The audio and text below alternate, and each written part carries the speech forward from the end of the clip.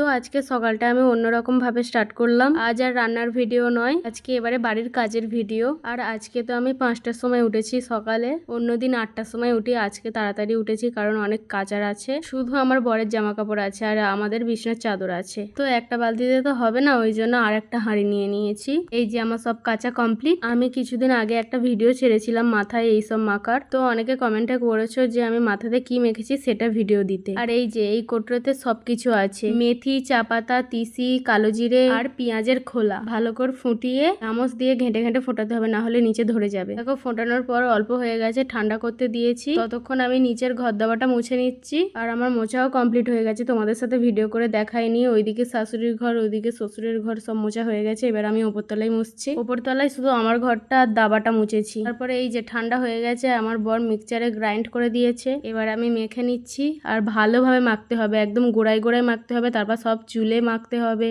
অনেকক্ষণ পর আমার মাখা কমপ্লিট হলো। তোমরা দেখতেই পাচ্ছ মাথার পুরো সব জায়গাতে মেখেছি, একটা জায়গায় ফাঁক দিইনি।